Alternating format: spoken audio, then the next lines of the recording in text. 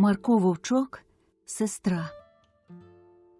Мати вмерла, я ще малесенькою була, добре й не запам'ятаю. Тільки мені наче сниться, що хитав мене хтось у колисці і співав надо мною тихесенько. Як поховали пані матку, батько не хотів удруге оженитись. Не буде вже над мою першу милу, було, каже. Коли Господь її прийняв, нехай уже діточки господарюють. Батько наш був дуже добрий. Жалував нас обох рівно, і брата, і мене. Жили ми при достатку, всього було доволі. Що було собі задумаю, те й зроблю. Все мені вільно було.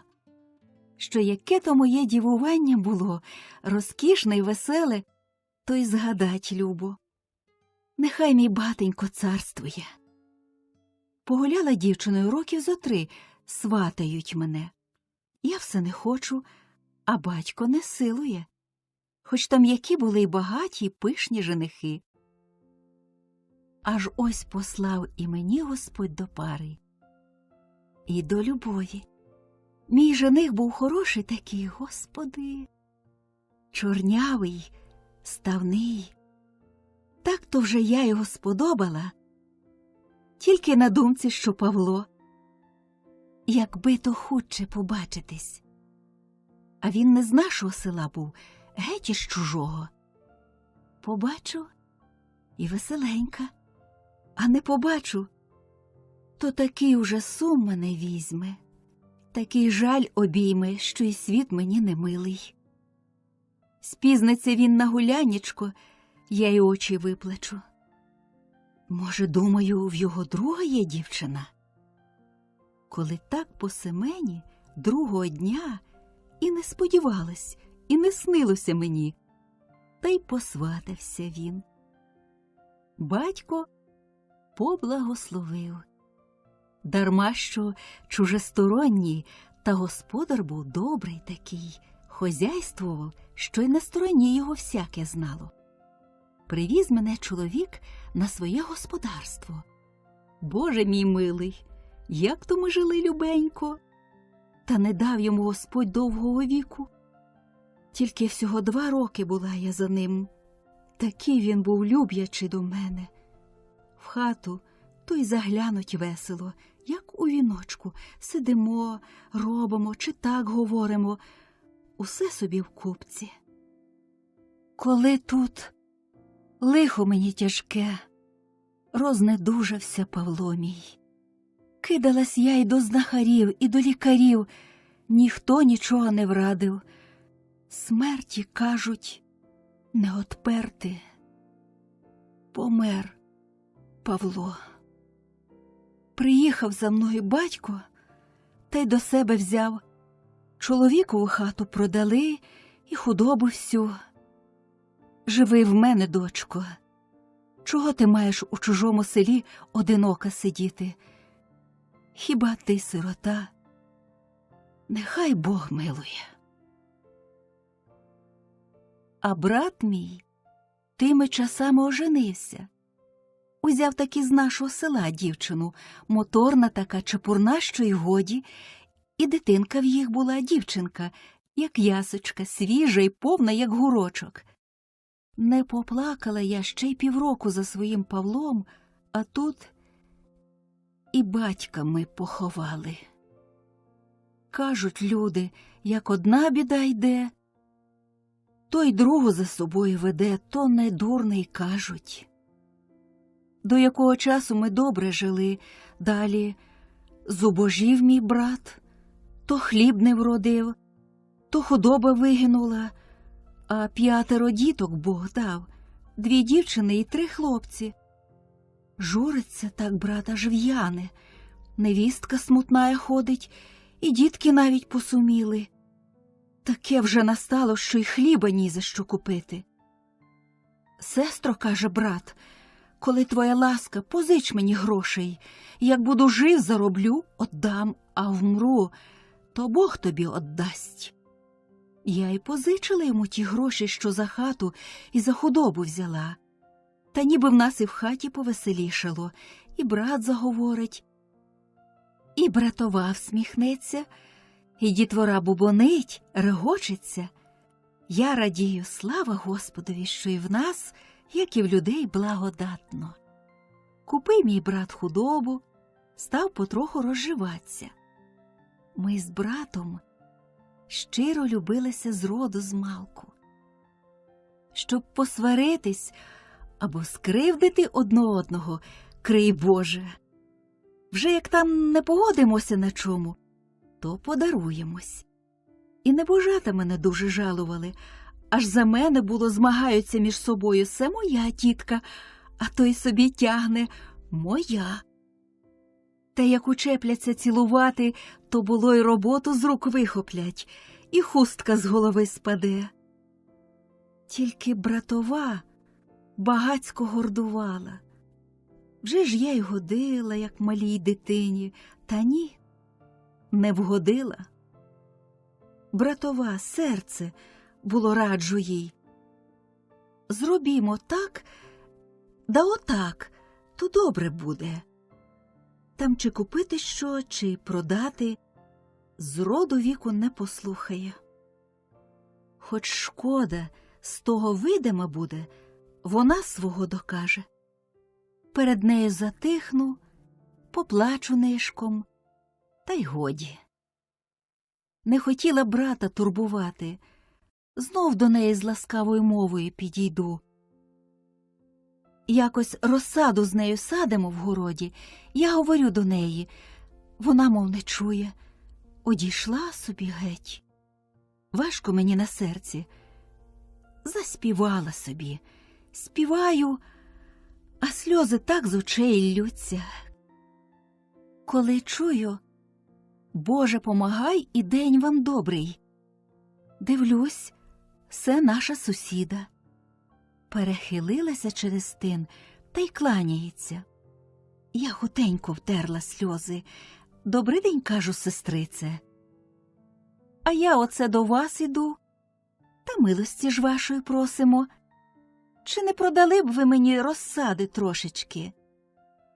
То вже для чужого продати, а для сусіди й так треба дати. Коли ваша ласка, серце, і простягає мені глечичка. Я набрала скільки там у глечичок та й дала їй. Подякувала та жінка та й пішла собі. Братова на мене накинулась. «Се, каже, як усі господарюватимуть, то й господарство моє рознесуть чисто.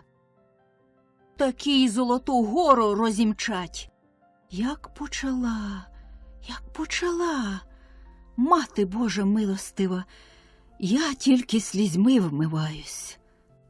Братова, кажу, не жалувала я для вас нічого, поки що мала. Гріх вам буде, що ви мене хліба куском тепер дорікаєте. Покинула робити і вийшла з городу. Тяжко і важко мені. Узяла собі таку думку: покину їх, піду служити. Зібрала своє добро, що в тлумачок склала, а що покликала братових дівчаток та їх обділила. У мене було всякої одежини і не злічити, а все добра, нова. Скільки полотна було, хусток, плахот, юпок. Діти радіють. Зараз дівчатки почали вбиратись.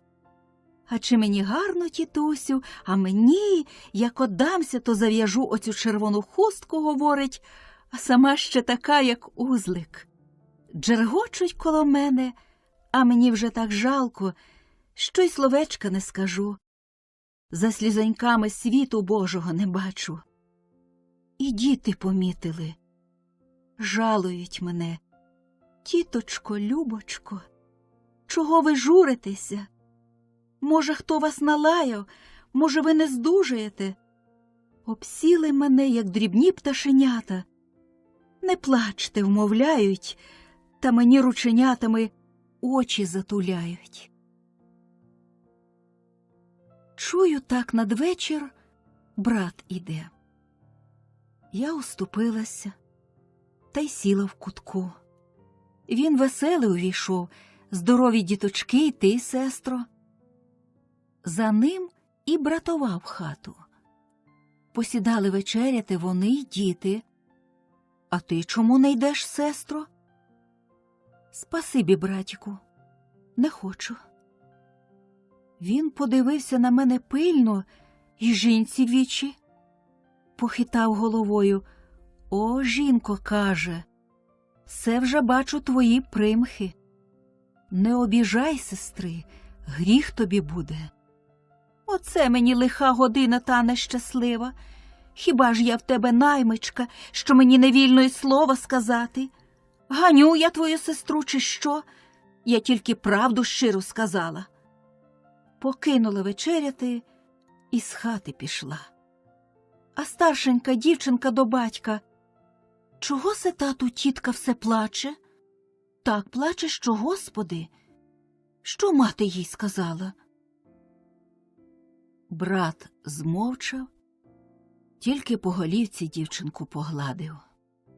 По вечері зблизився до мене, сів поруч зо мною та... Сестро моя, каже, не журись, голубко. Досі жили з тобою любенько, треба б так і звікувати. Нас тільки двойко на світі. Подаруй моїй жінці яке там незвичайне слово, зроби мені таку велику ласку, сестро моя рідненька. Братіку мій, голубчику, нехай же мене Господь милосердний боронить, щоб я з тобою в сварку заходила. Кажу, що твоя жінка мене обідала, я їй те дарую. Тільки важко мені на серці, братіку мій. Нехай поплачу, полегшає. Не плач, сестронько, годі. Я, брате, хочу вас покинути. Він так і стрепенувся. А де ж ти будеш? Піду служити. Що це в тебе за думки такі, сестро?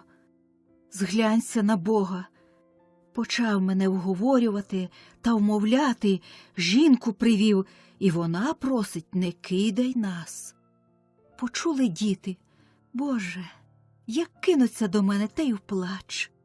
Тіточка наша любенька, хоче нас кидати, не кидай, ми тобі будемо годити, ми тебе шануватимем. Що проти кого? Що проти кого, а проти дітей я й не зговорю. Пригорнула малих до серця, та тільки плачу. А брат думає, що то вже я роздумалась, дякує. Спасибі, сестро, що ти моїх діток жалуєш. Та вони без тебе посиротіли б, як без рідної матері. А я таки маю думку іти в службу. Полягали спати. Я й очей не звела. Обняли мене думки та гадки, та журба пекуча. Трудно було й здумати, що десь наймичкою маятимусь. Мали й худобу, і господарство своє. Зросла в розкоші, а доводиться служити за хліба шматок, та годити може і лихому, і ледачому кому. Треба й правду, і неправду терпіти, треба привикати. Зазнаю чужої сторони, яка вона є. Перебуду всякого горя й лиха. Ніхто мене не жалуватиме, ніхто не сяде, не зажуриться коло мене, ані словця любого та щирого не промовить. Звісно, чужі люди, хоч і добрі, та не знатимуть, яка я, а я знов їх не знатиму. Ранісінько піднялась. Усі сплять, і ще й на зорю не займається, і мла. Востаннє глянула на діток, на брата, і братової жалко стало. Взяла свій тлумочок та тихенько й вийшла з хати. Іду і не оглядаюсь. От і велика могила, що геть за околицею зеленіє. Зійшла на могилу, та й глянула тоді на своє село, а сонечко саме сходить. Село, як на долоні, так мені в очах і замихтіли білі хати, колодязне цямріння, розквітлі садки й городи. Побачила батьківське подвір'я і ту вербу кучеряву, гіллясту, що малою ще дівчинкою під нею гралась. Стою і з місця не зворухнуся. Задивилася, що мені там кожна стежечка, кожний кущик знайомісінькі. Дивлюсь туди, та дітство і дівування своє розкішне, і заміжжя щасливе, і вдівство гірке, все, мов по писаному, вичитую. Куди мені йти? Нікого, нічого не знаю. І сум, і неспокій мене обіймає. Чула колись іще от батька покійника, що в Дем'янівці живуть якісь родичі наші. Матусина небога була отдана туди за коваля ляща. Піду собі до їх, думаю. Все мені буде охітніше служити, де мій рід ведеться. Іду шляхом, боюсь так, що мати Божа. Раденька вже, як хто навстріч мені береться.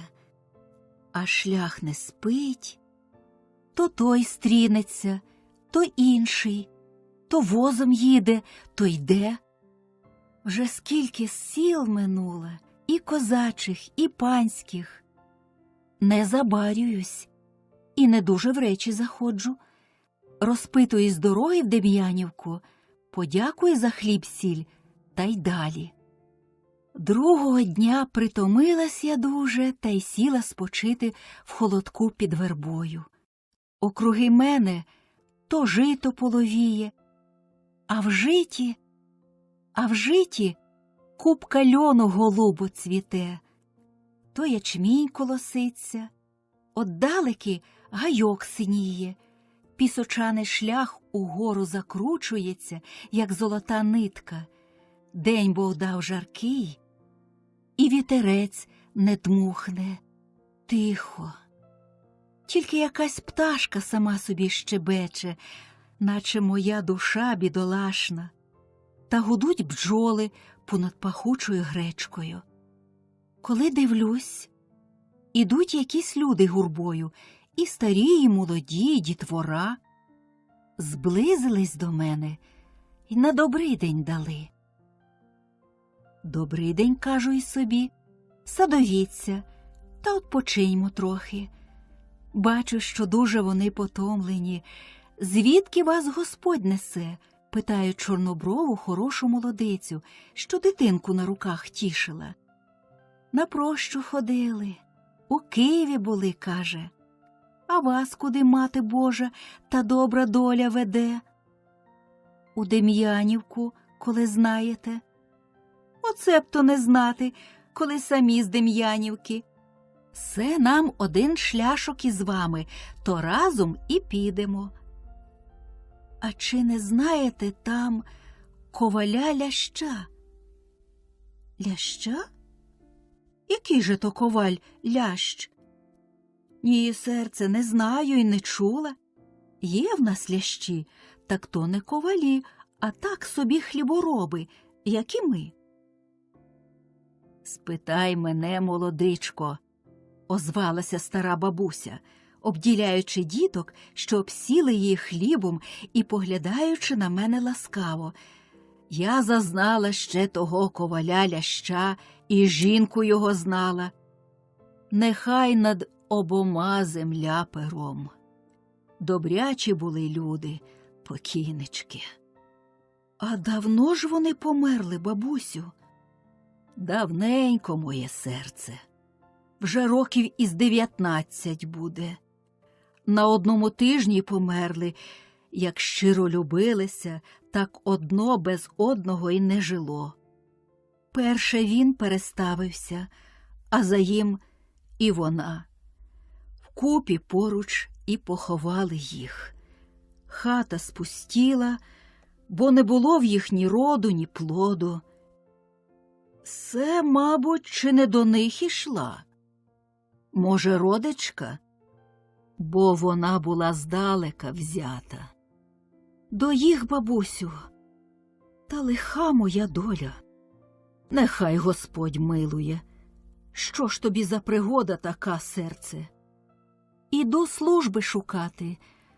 То думала, що родичі, то службу мені нарадять, а тепереньки. Головка моя бідна, не знаю, що й робитиму. Шкода журитись, молодичко. Журбою поля не перейдеш. Ось я тобі службу нараджу. Йди до нашого отця Івана служити. Я в його і хрестилась, і вінчалась, і досі живу, та, мабуть, і умру в нього. Що то за добрячі люди старосвітні, прості, їх тільки двойко, обоє старенькі вельми, була дочка, отдали заміж, та недовго і погосподарювала, вмерла. Дівчинка зосталась, то старі при собі держать онучечко. Славно таке дитятко, що й годі. Отець Іван уже дуже старий і темний, років із 9, а служби Божої не кидає. Дознався був владика, що сліпий старець чинить у Божому домі отправу, і заборонив. Так люди виходили усенькою громадою просити за його, щоб оставлено. Люди добрі, рече їм владика, коли він вам такий любий, то я не бороню йому стояти при престолові Божому й до кончини його віку. Треба тільки мені вивірити на свої очі, що темний сліпець благоподобну службу Божу отправляє. Наїхав владика й хвалу Богові отдав, що так твердо і непомилешно темний править службу Божу, і Христом його благословив. Іди до їх, молодичко, роботи буде небагацько. Здужатиму, то й я поможу. Спасибі вам, бабусю моя ласкавая. Нехай же Господь дає вам усе добре. Ну, тепереньки полуднуємо та й поберімось далі. Сьогодні й дома заночуємо, коли Бог дасть. Дем'янівка та в долинці, мов у зеленому гніздечку лежить. Село велике й багате, 2 церкви, одна мурована, висока, друга дерев'яна й давня, сильна, аж у землю вросла і похилилась. Отець Іван жив за мурованою недалечко, мав собі домочок, і садок, і город, невеличке та хороше хазяйствечко. Надвечір увійшли ми в село і розбрелись прочани улицями. Кожне до своєї господи поспішає, а я за старою бабусею йду. Так мені чогось сумно, боязно, аж моє серце мре. Як перше було, коли йду куди, то весело й залюбки, а тут і очей не смію підняти. Увійшла, та й стою сама не при собі. Чую, що стара за мене отповіщає: «Увійди та отпочинь, дитино», – промовив хтось тихо і поважно. звела очі, аж против мене на липовій лавці старий дід. Очі йому незрячі, а така в тих очах тиша та добрість, що я ніколи й не бачила. Борода біла нижче пояса кучерявиться. Сидить він у тіньку, тільки вечірній промінь сонячний, наче червоним золотом його обсипає. Як почула я такі слова ласкаві, аж за серце мене вхопило. Сльози ринули мені з очей, а він простяг руку та й поблагословив мене. Бачу, і вона увійшла, старесенька, малесенька, ледве од землі видно, а ще чуйненька, говірка. «Оставайся в нас із Богом, молодичко», – каже. «Ти молоденька, то й хату нашу розвеселиш, і внучечку мою втішиш. Біжи лишень сюди, Марусечко, до нас, ходи, не соромся». Така вже в нас соромляжа, мов засватана. Взяла за ручку невеличку дівчинку, гарненьку, чорнявеньку, що все за дверей блискотіла оченятами, та й увела в хату. «Пожалуй же, Марусенько, молодицю, вклонися й пошануй». От воно й вклонилось, і привітало мене чепурненько, а я думаю собі, як то теперенькі небожата мої кохані, чи згадують мене? Осталась. Живу в їх місяць, живу й другий. Добре мені те, що годі. Так мене жалують, як свою дитину. Ото було впораюсь у хаті. Пообідаємо, та й посідаємо усі в садку під черешнею. Пан отець тихенько собі сидить та думає, або молитви шепче, а то псальми співає. Так хороше, Господи! Старенька й пані матка гомонять то те, то інше. Я коло їх тулюсь та слухаю. І внучечка качається по садку білим клубочком, і до нас прискочить, і знов у гущавині зеленій зникне. Тихенько й любенько день мине, що так, здається б, і вік свій звікував. Отже, все мені туга невсипуща. Вони й розважають, і розговорюють, не сумуй, кажуть, то гріх великий. То дитина плаче, бо нічого не розуміє, а доросла, то повинна собі раду дати. Нехай помислить, що може трапиться й добре ще в світі.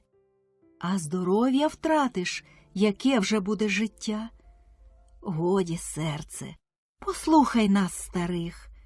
От поглянь, який Господь вечір дав. А сонечко заходить, річка тече, як щире золото, між зеленими берегами. Кучеряві верби купають у воді віти, цвітуть, процвітають маки городні, і високоверхі коноплі зеленіють. Де коло білої хатки червонів рясне вишення чи високий кущ калини стріху підпирає, закриваючи всю білу стіну. А хатина ж у розквітлому городі, як у віночку, ховається. І зелено, і червоно, і голубо, і біло, і синьо, і рожево коло тої хатки. І скрізь червоно, і на небі, і на згір'ях, і на воді. Господи, сей світ, як маків цвіт, як то на тім буде, каже, було стара, похитуючи головою. Боже мій Боже, промовить пані матка стиха. А пан отець підведе темні очі вгору. Слава Господові, рече. Одного дня, раненько, іду за водою, коли назустріч мені чоловік. Глянула, та все ж Трохим Рибець із нашого села. Боже мій, мало коромисла не впустила, і слова не промовлю, зраділа. А він: «Так все справді ви тут. Ми чули, та віри не йняли. Брат ваш дуже за вами журиться. Ідеш у Дем'янівку, а я, бачте, за колесами. Може, сестру побачиш, каже мені. То скажи, що засмутила вона мене сильне. І прошу я її милою просьбою, щоб до нас вернулась. Та чи здорові ж вони там, питаю, плачучи. А діточки як? Мабуть, забули мене? Де вже забули? І досі плачуть, що ви їх покинули. Що ж маю вашому братові казати? Кажіть йому, що дуже мені жалко і його, і діток, і серце моє в'яне, а вже до його не вернусь. Шкода мене умовляти, а силувати, тож не знаю, хто мене присилує. А тут же вам добре? Так то добре, що й сказати не можна, та й розповідаю йому, де я служу. Зайдіть лишень, кажу, то я небожатам якого гостинця дам. Скажете, тітка прислала. От там узяла кілька грошенят, то те купила, то те, шлю їм. Проводжу того чоловіка за село. Та плачу. Скажіть, що я їх до самої смерті кохатиму, а згадую, щогодини, щохвилини, куди не гляну, що не заговорю, то все їх згадаю. Та добре, чому не сказати, скажу. Прощавайте. Нехай вам Господь помагає із вашими господарями. Які то люди добрячі. Привітали мене заїжджого, як сім'янина. От люди. Так то вже їм Бог дав, що всі їм любі і милі, кажу йому. То вже правда, що Божі люди, отказує чоловік, радіючи. Провела його за село того чоловіка, поплакала. Минуло з тиждень. У суботу, білю хату, коли біжить моя Марусенька, до вас гості наїхали. Які, питаю, а саму як огнем обхопило. Та там якийсь чоловік, такий чорнявий, високий, і молодиця гарна, і діточки з ними питаються вас. Я й не схаменусь. Стою. Коли бачу, брат у хату з жінкою і з дітьми. Боже мій, світе мій, так я й зомліла. Одно, що радість велика побачила, а друге — згадала своє горе й лихо. Почали мене всі просити: їдь та їдь із нами. Не послухаєш нас із жінкою, і вона просить, тільки сама невесела. То діток наших послухай, вони за тобою щодня плачуть. А дітки, як очепились за шию мені, то й не вступаються, цілують та просять: їдьте з нами, тіточко наша кохана, їдьте. Ні, не поїду. Вони й заплакали, мої голуб'ята, так слізочки з очей і капотять. Як припали вони, то не можна й отхилити од мене. Одмовлялась я, одмовлялась, та й мусила послухатись. Пішла, попрощалась із господарями, подякувала їм за милість і ласку. Вони радіють, хоч і жалко, що одходжу од їх, та за мене радіють, що Бог мені дав і знов до брата йду у свою хату. Проводили мене хлібом-сіллю, поблагословили, а Марусечка то й плакала за мною, що покидаю її саму. Увійшла я знов у ту хату, що в ній і росла, і дівувала. Здається, що кожний куточок веселенько мені всміхається, і я наче помолодшала, з дітворою кручусь по дворищу та бігаю, то на вулицю вигляну, то в садок кинусь. Все ж бо я й дома. Та недовго радувалась. Почала братова мене знов допікати. Вже тепер і ступити мені не дасть. Уже нема мені й промитої води. Та те недобре, та се негаразд. Та на свою голову прикликали собі біду. Як почне, Боже, твоя воля, що я й об'їла їх, і обпила. Та якось і про гроші мої згадала, що я їм позичила. Ти думаєш, ми тобі гроші винні? І ще з тебе треба б узяти. Ти вже більше хліба в нас з'їла, ніж тих грошей було. А я позичила братові всі до копієчки, що взяла за худобу. А в мене були й воли хороші, і не одна пара, і корови, і овечок отара велася, і хату продала. То всі йому отдала. Ну, кажу, коли вже я з'їла свої гроші, то Бог із вами. На що ж ви мене вмовляли вернутися?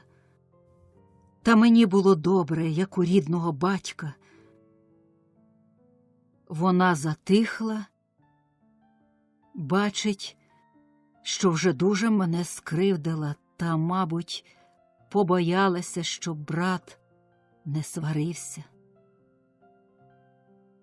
Я таки того ж дня й пішла од них, не прощаючись.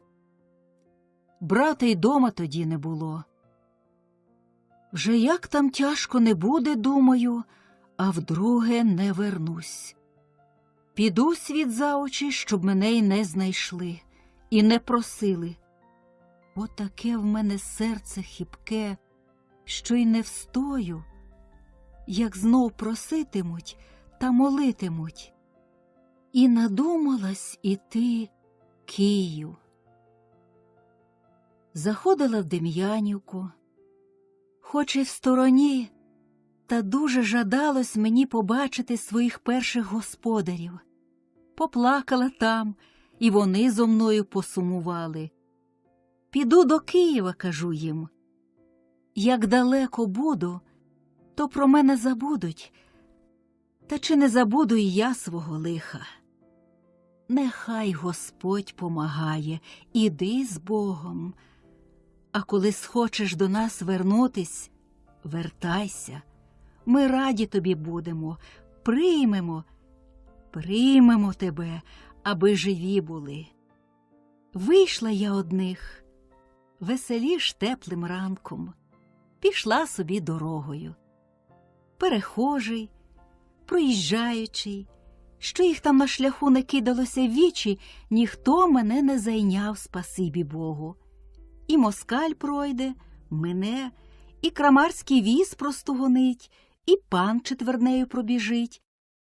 Тільки тебе курявою обнесе, та й знов з поля вітрець повійне, і зазеленіють тобі гаї й степи.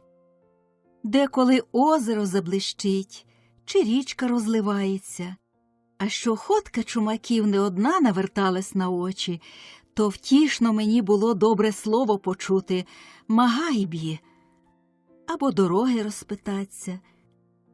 Тож усе з наших, простих людей, що горя зазнало і дома, і в дорозі, той душі живої не цурається. За тиждень прийшла я Київ. Красний, Боже, який! А що вже святі церкви, то й не сказати, а людей, людей, без ліку, та все чужі, минають і не глянуть на тебе. Спочила коло Святої Лаври та й пішла собі місця питати. Ходжу, тільки вулиці й заулки перехрещую. Увійшла в базар, сей такий точок подольський. Стоїть купочок молодиць і дівчат. Боже, помагай, кажу. Спасибі. А самі оглядають мене, яка й звідки. Чи не знаєте, кажу, де б тут службу можна знайти? Еге, ми й самі ждемо, молодичко. А се вони, бач, вийшли, чи не найме хто. Так вже тут заведено. Коли ваша ласка, кажу, то і я й собі коло вас стану. Становіться, ми не боронимо. Стою, дивлюсь. Люд, як та комашня копошиться, одно на одного наступає, зіходяться, розіходяться, гомонять, кричать і люди, і пани, і міщани. Стукотить, гуркотить, той своє продає, той прицінюється до чужого. Дві молодички гарненько цокотять у двозі, а тут дітвора змагається, чогось не поділили.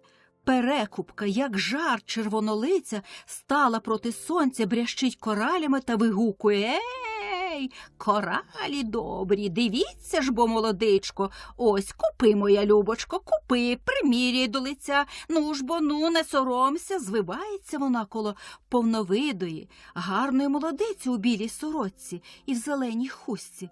Молодиця не хоче, а вона таки зачепила їй за шию намисто та й кричить: «Дивіться, дивіться, добрі люди, що в мене молодиця, як калина, як яблучка, як дівочка, як паняночка. Та пустіть мене, Бог із вами», — одбивається молодиця, «я й ваше намисто порву, оце справді, чого це ви на мене напались?» А сама засоромилась, почервоніла, як вишенька, і досадно їй, а очиці блищать, і сміється.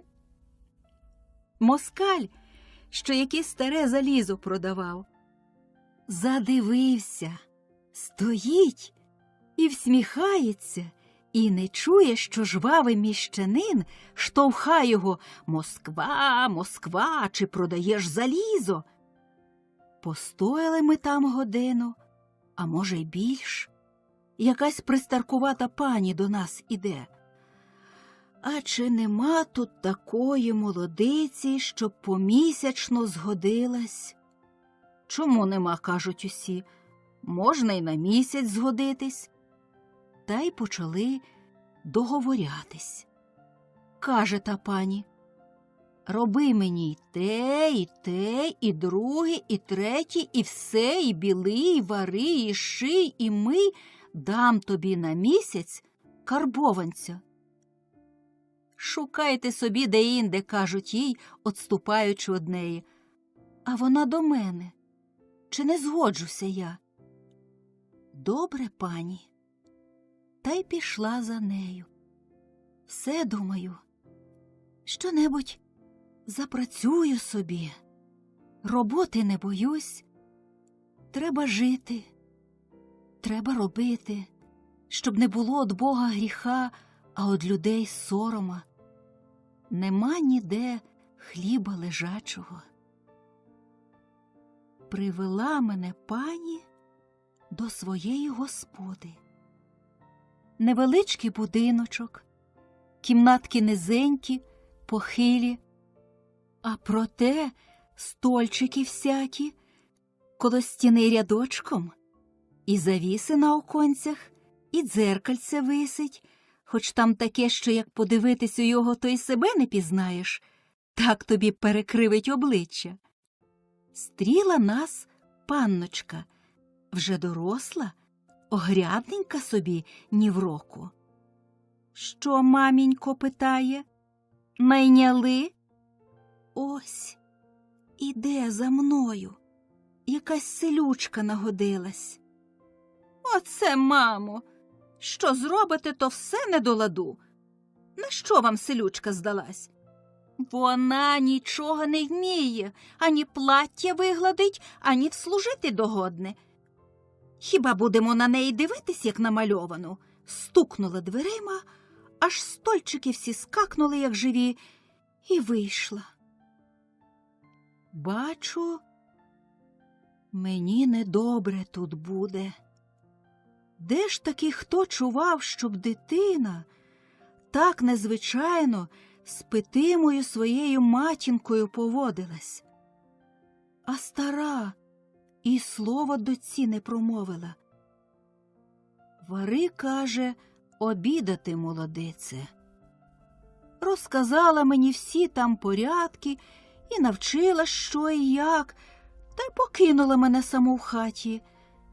На обід прийшов і чоловік її з крамниць, такий високий, чорнявий, у синій чимерці, очі йому веселі, бистрі, поклонився мені та й каже: «Гляди ж, молодичко, шануйся, то будемо сватами й братами». Спасибі йому, розважив мене трохи тим словом добрим. Тяжко робила я. Боже, як тяжко! Цілісінький день у роботі. Одно ще не скінчу, вже друге мене дожидає. Стара й сама годинки не посидить дурно, а дочка була вже така вигадчиця, що нехай Господь боронить. Сходить сонечко, вона вередує, і зайде, вередує. І те недобре, і те не до ладу, і не так говориш, і не так ходиш. Та коли б же на мене одну, а то й на свою рідну матір гримає. Чому, каже, в нас не так, як в іваненковських панів? Що в їх усе по-панськи любе й миле, а в нас усе по-мужицькому. Я, каже, так жити не можу. Та й сяде плакати. Мати вговорює, аж падає коло неї. Не плач, дочко, не плач. Бог дасть, і в нас по-панськи буде. А батько таки просто було каже: «Ой, дочко, не дурій. Що се ти химеруєш? Якісь панські розкоші все вертяться в тебе на думці? Гляди, щоб з тебе добрі люди не сміялись». Вона розгнівається і вибіжить. А що, каже, було до жінки? Бог нас покарає, що ми так дитину розпустили. Не буде їй добра у світі, коли такою вередницею зостанеться. Не потурай їй, жінко, каятися будеш. Чому ти її на розум не навчиш? Ти ж мати, ти перша порадниця.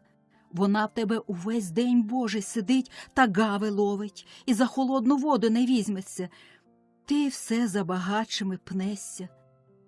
Придивись лишень, то й побачиш, що ні за чим гнатись. Так повелось тепер, щоби на передніх колесах добре, а на задніх і не віть що. Коли жалуєш дитину, то навчай грозьбою, коли не можна – просьбою. А дочка не дуже то й слухає матері, загне голову, як муштровий кінь, та й вийде з кімнати.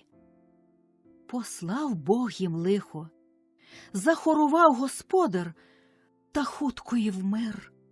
Як умирав, покликав дочку та й каже: «Доню моя мила, доню моя люба, багацько ти мене журила, та нехай тобі Господь подарує.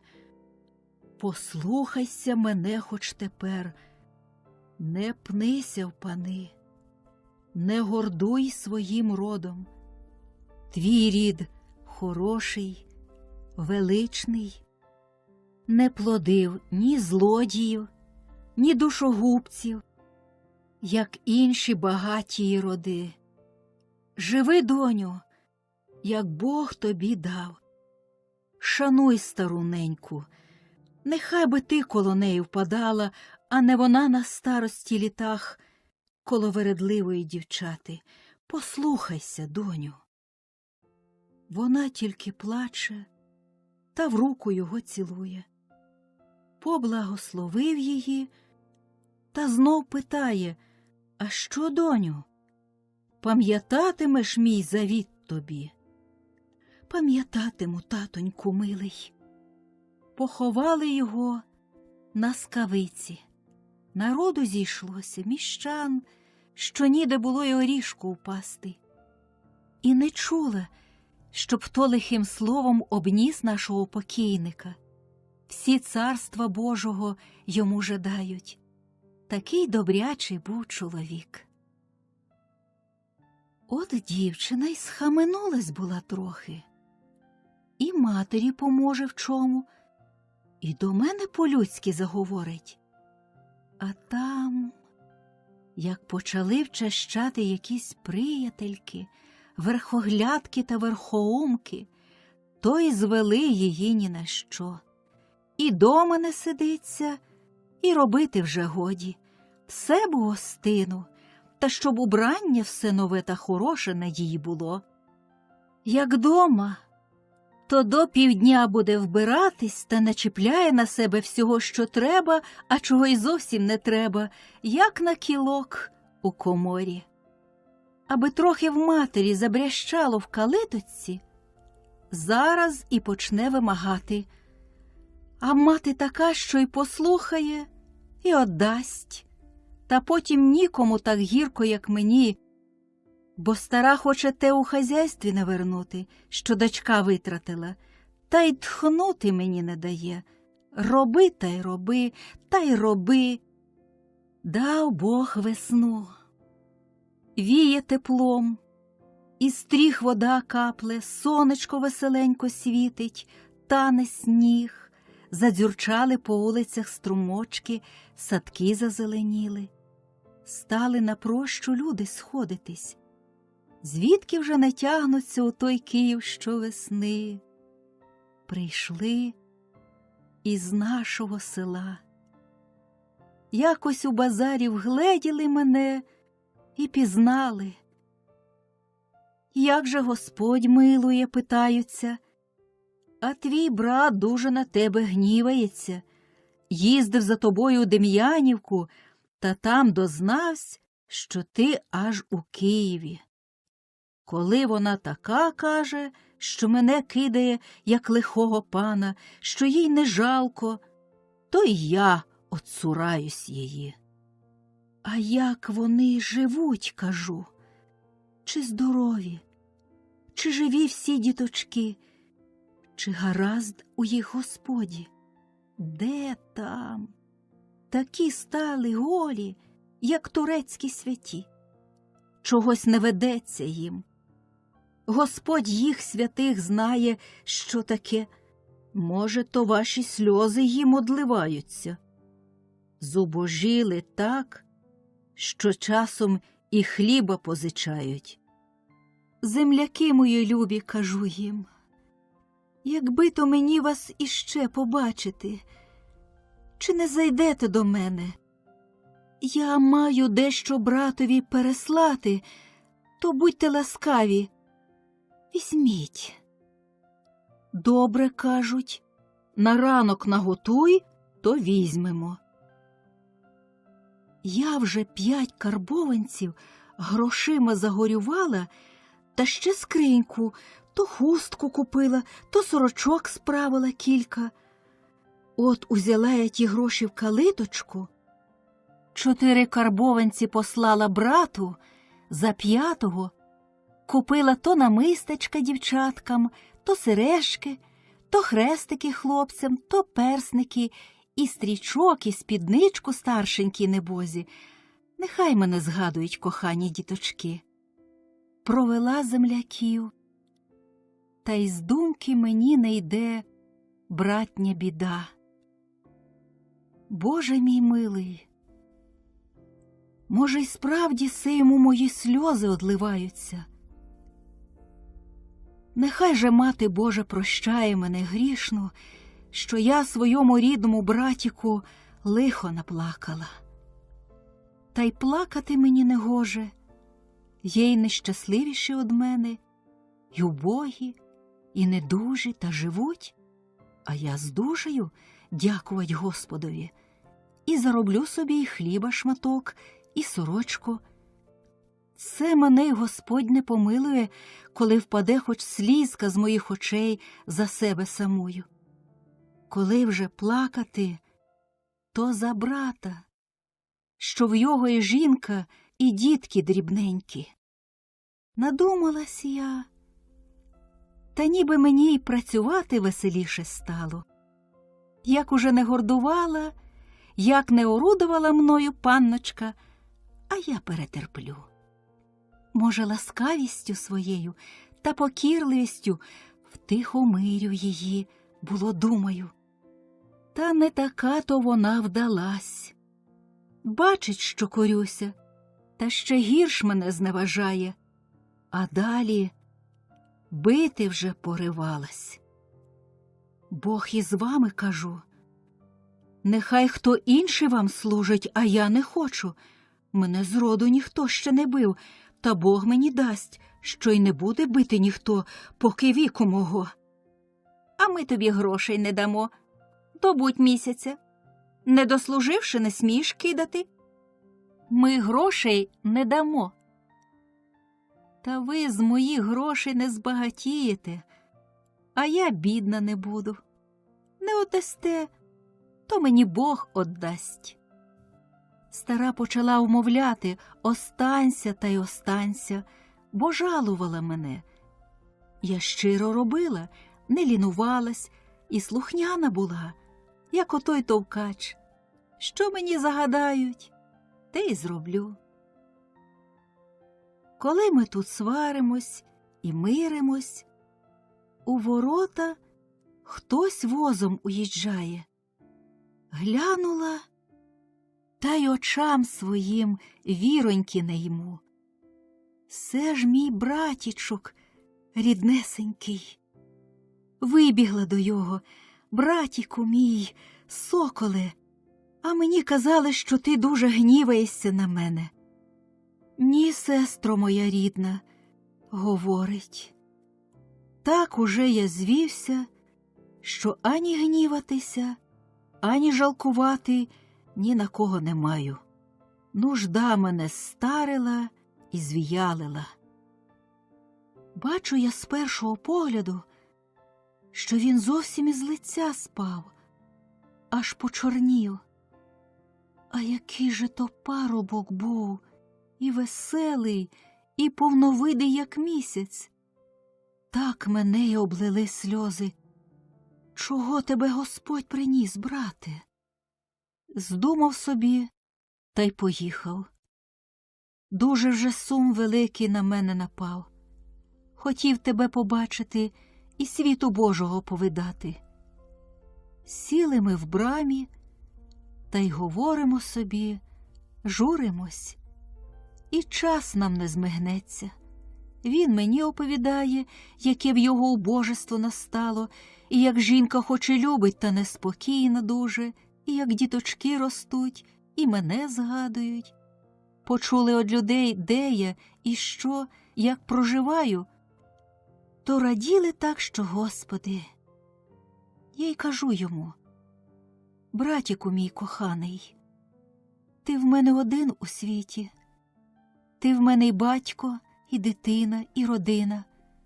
Поки здужую я працювати, працюватиму для тебе та для твоїх діток. Нема в мене тепер нічого, тільки 2 карбованці, зароблені в панів. Та не знаю, чи отдадуть, а хочу я згодитись на рік.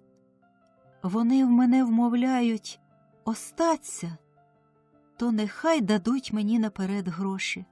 От візьмеш, та й справиш собі, що там найхудше тобі треба.